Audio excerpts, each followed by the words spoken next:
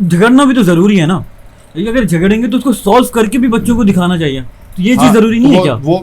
حالانکہ اس کے گھر میں ایسا کچھ نہیں ہو رہا, نہ باپ سگریٹ پیتا, نہ پان کھاتا, کچھ بھی نہیں کرتا, شریف فیملی ہے, کچھ بھی نہیں کر رہے, سکون سے سب کچھ صحیح ہے. تو بچہ ایسی حرکتیں کیوں کر رہا ہے؟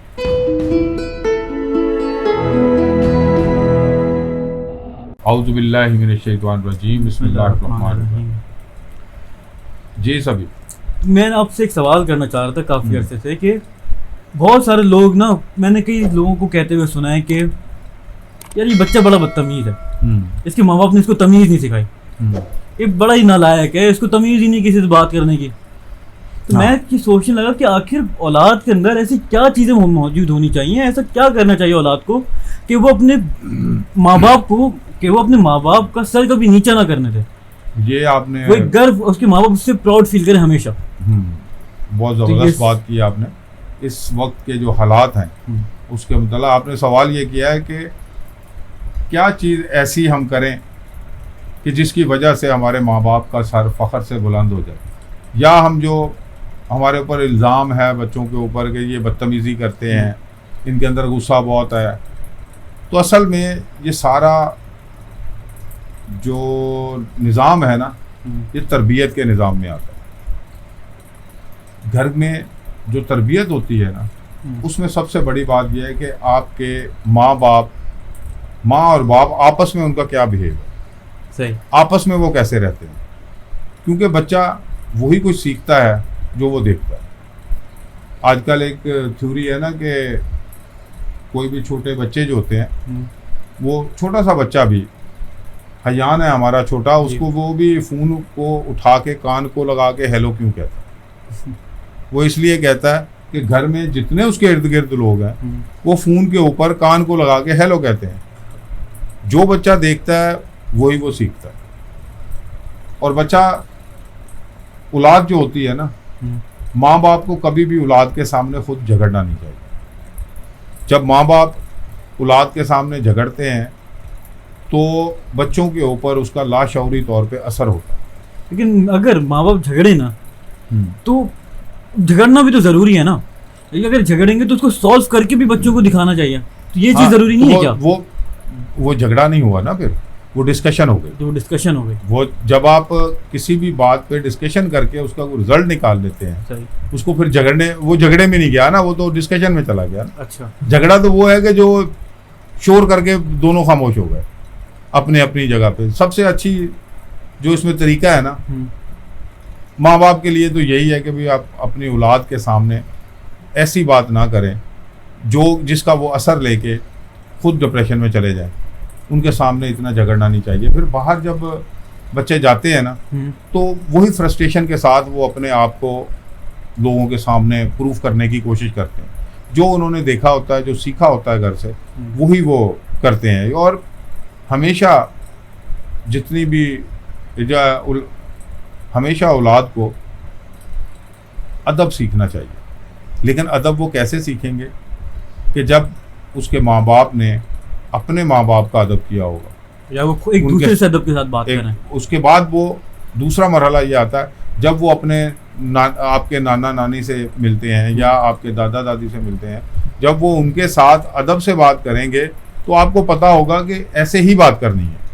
اس کے بعد جب وہ آپس میں بات کریں تو ایک دوسرے کا ادب کریں, ایک دوسرے سے بدتمیزی نہ کریں. وہ جب بچے پھر دیکھتے ہیں تو پھر اسی طرح وہ اس کا اثر لیتے ہیں اور اسی طرح وہ آگے باہر اپنے آپ کو ریپرزینٹ کرتے ہیں. لیکن بہت جگہوں پہ ایسا بھی ہوتا ہے کہ گھر والے بہت اچھے ہیں, ہاں, لیکن جب لڑکا 19-20 سال کا ہوتا ہے وہ سگریٹوں میں بھی لگ جاتا ہے, وہ چرس بھی پینے لگ جاتا ہے.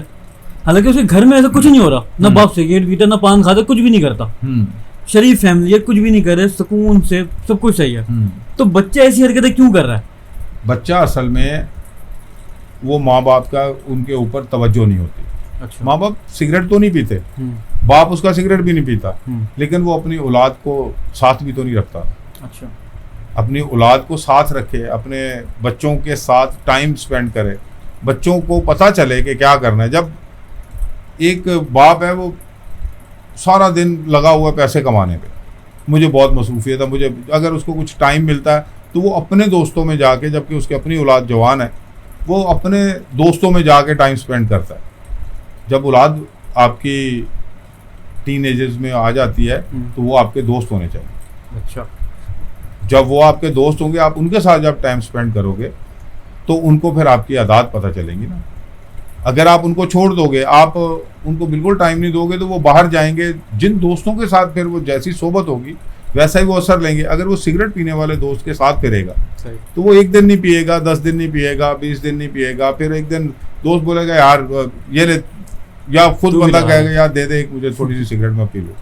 جبکہ بہت سی جگہیں ایسی ہیں کہ ماں باپ سگریٹ پیتا ہے, اولاد نہیں پیتی.